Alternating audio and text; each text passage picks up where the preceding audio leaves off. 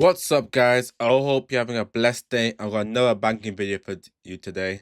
And today I want to switch up a bit. I want to talk about one of the biggest and most popular games of all times. If you haven't guessed it from the title, then it is the legendary Minecraft. In the last couple of weeks, I've really seen myself drawn into Minecraft content as I did once play Minecraft as a child, and it kind of just brought back a feel. So I thought, let me spin the block and see what's up. And a new type of content has been released with these whole kind of civilization simulations people have been doing from Minecraft. But here we're doing a critique of the whole kind of civilization aspect and simulating it in Minecraft. Let's get straight to the video. This is the problem with simulating society in Minecraft. A handful of YouTubers have run social experiments where a certain number of players, usually 100 to 1,000, would be dropped in a world with certain rules to abide by, with the goal of building a civilization. It started with YouTuber MagicGum, who had been theorizing on his channel about how human history would have been different if humanity existed in Minecraft. He ran this social experiment to test these theories in 2021. He started by making a public server where people who died would be temporarily banned to mimic the risk of death that real life posed. Consequently, the server was thrown into a series of endless murders as players found it satisfying to be able to temp ban people by killing them. MagicGum tried to remedy this by adding a reputation system, which only worsened the issue as players tried to speedrun to the worst reputation. In an attempt to steer his experiment in the direction he wanted, he created a formal event that would run for specific times during a set number of days, along with set rules to attempt to guide the players into cooperating with each other. In this first experiment, he put 100 players into different 100 by 100 block boxes with different biomes and resources, along with sending RDMers to their own box called Australia to form a prisoner colony. The goal of the experiment was to see how different groups reacted to the available resources and how that changed the way they organized themselves. MagicGum's rules had to be very strict and very guided to get players to cooperate. The most blatant of these rules being literally telling them, form a civilization to advance to the next level. The next level being trading and interacting with other civilizations. Similar rules, or at least expectations, had to be implemented in most following experiments done by MagicGum, Ish, and other large creators. I'd like to propose that the reason players had to be forced to cooperate by weeding out antisocial players and imposing rules and expectations was because of the individualistic nature of Minecraft's production loop, and that if this individualistic production loop was replaced by a social production loop, players wouldn't need to be coerced into cooperation by outside rules, and would lead to much more interesting and divergent experiments. First, let's analyze why MagicGum had to resort to outside rules and expectations to get players to cooperate, whereas these external rules were not needed in real-life social development. The simple answer is that in Minecraft, every player is able to meet their individual material requirements fairly easily. This is something to be expected, considering the game would be very boring if you couldn't play without 20 other people. Cooperation— Very true. That is part of the greatness of Minecraft, but also maybe a potential of a limitation. The idea of being able to do everything yourself makes it great for a single-player game, but it's hard in the terms of an open kind of world if you want people to work together, because the reason people work together in real life is because you're effectively forced to. Everyone has different strengths, different skills, different resources available to them, where that forces the idea of trade community to bring all those skills in one place. In Minecraft, you can collect everything on your own, which obviously is one of the limitations, not even limitations, one of the reasons why simulating society doesn't work 100%, because a society is built of bit different skills coming together so that the collective all has all the needs used to survive and thrive. However, if one person can do everything on themselves and completely sustain themselves on their own, it kind of like collapses the idea of the need of a society.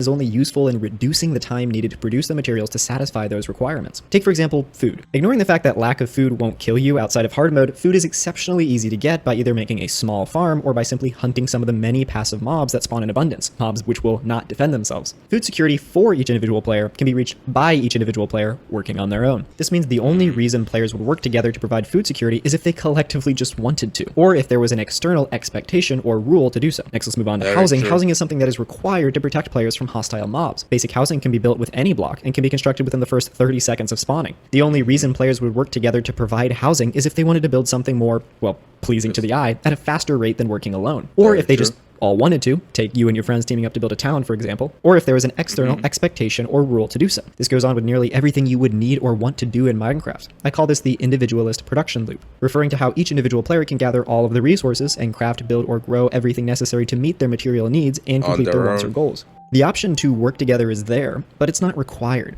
Because of this, players who want to go around murdering everyone can do so. These aspiring murderers can work by themselves to provide themselves housing, food, weapons, armor, etc. Hence the need to require cooperation and to weed out those who choose to go it on their own. From this analysis, the solution to creating a naturally developing Minecraft society is clear. make it extremely hard or impossible for each individual player to produce their material needs by themselves. If they cannot Very buy true. themselves, provide food security for themselves, or housing for themselves, or weapons or armor for themselves, then these conditions, their material conditions, make it impossible for players to go off on their own and become antisocial axe-wielding maniacs. And moreover, it makes it extremely important for players to cooperate to meet their material needs, leading to the formation of social Sometimes, relations of production in the process. I call this the sometimes the only way to get cooperation is almost to make it a necessity, not rather a win better or win easier kind of effect. social production loop in Minecraft, where players need to work together in a coordinated way to gather the resources and craft, build, or grow their material requirements. This is why Minecraft civilizations fail to create their own unique societies, and typically build off of preconceived notions that players bring from real life, such as we need to build a democracy, or empire, or kingdom, or dictatorship, instead of a social organization evolving from their existing conditions. In real life, it's extremely difficult to provide for yourself all of your material needs by yourself, and therefore why humans necessarily form social relations of production to be able to produce in sufficient quantities the material Completely requirements agree. of life. This is why social anxiety is rooted in our DNA, because our ancestors who were scared of being shunned or exiled by their tribe would be biologically incentivized to cooperate and to form these relations to avoid being left to fend for themselves. Of course, we don't need to simulate anxiety in Minecraft. We just need to provide the conditions which gave rise to it. Here are some general recommendations. 1. Increase the required usage of food or decrease the yield of food sources. 2. Increase the cost of housing or increase the drawbacks of lack of housing. 3. Increase the cost of tools, weapons, and armor. 4. Increase the material requirements for players, such as adding thirst, tiredness, etc. 5. Introduce a player reproduction system where 2 players on the server with enough food could create a new player slot to allow previously dead or new players into the server. In following these general recommendations, I would advise not to simply increase how much food players need or decrease yields directly in loot drops and harvesting, as it can be annoying to players who are accustomed to needing a certain amount of food and yielding a certain amount from drops and harvests. I would recommend a more creative approach, such as progressive health drop as you get hungrier, or livestock needing a constant supply of food to stay alive and not just to reproduce. The same goes for all other modifications. Don't just increase how much iron goes into an iron pickaxe, for example. Make it actually harder to make a pickaxe by requiring ore to be maybe smelted and then immediately forged using special expensive utility blocks, something like that. In Magic Gum's most recent video, he addressed some of these points. He actually introduced a thirst system, he introduced natural disasters, and environmental change. Unfortunately, the only consequential change in material requirements was during the Ice Age, when crops and livestock froze to death, making food hard to come by. Outside rules and expectations were especially strong during the late stages when special resources were introduced to incentivize trade and expansion. Because of the hesitancy in curtailing the individualist production loop, groups of players still had to be externally steered and directed into organizing into civilizations and expanding to other civilizations similar to the first Very experiment. true. I propose that a social production loop implemented in a civilization experiment in Minecraft through the use of mods would produce a much more complex, spontaneous, and interesting society with much more complex, spontaneous, and interesting politics, economics, and therefore storytelling. Without the guardrails and guidelines made by staff members and event organizers steering the development of civilizations, the viewer will feel that anything can happen, and that Almost anything like that an does happen overseer. can be analyzed with much greater depth than in current experiments. For a simple example of how it can be more interesting for the viewer, compare games with an in-game economy that are set up by developers versus a game such as EVE Online that has an economy completely run by players and regulated by natural laws and is so interesting and has so much depth that multiple videos totaling tens of millions of views are being made to analyze it. Just imagine the ripple effects of even one Why is it large-scale different experiment language? using a social production loop could generate, especially if participants record and upload their own POV to tell their own story. In terms of how the experiment should be structured, I recommend the event style that Magic Gum pioneered instead of a full-time server, which would require a claim system to prevent griefing and theft when players are offline. Such systems could prevent emergent scenarios, such as in-game property laws, and could ruin both the players and the viewer's immersion. Having a set Very period of time, true. most likely 2 to 3 hours, a few days a week, or even 1 day a week, can let players rest easy after sessions, knowing that everything will be as they left it. This downtime in between sessions can also give space to role-playing elements, as players can plan and make decisions outside of the game. The combination of the social production loop and the event structure can give rise to truly unique forms of social organization. The different ways that groups of players organize and coordinate their production could be limitless. Another interesting question That's I want to actually have very answered is, interesting. assuming that we start with many groups of players separated by distance, all developing their own societies, how will those societies develop over time? Will one form of social organization conquer the rest? What power structures will arise, if any? With a renewed emphasis on meeting material needs, will players be as focused on abstract goals as they were in past experiments? We can only really speculate until such an experiment is done, but hey, if this video gets a decent amount of support, I may just get together with some modders myself. If you'd be interested in a Minecraft civilization experiment with a social production loop, just let me know by giving this video a like and putting some feedback down in the That's comment pretty section. interesting. See you in the next video. Nice.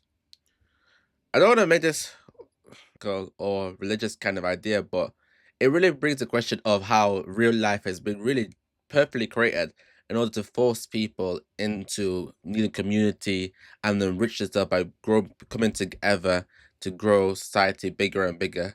In terms of these games, it's quite hard to simulate it without forcing it on the players because, as he says multiple times in the video, when you can do everything for you, when you can do everything for yourself, the incentivization to work with others isn't really there.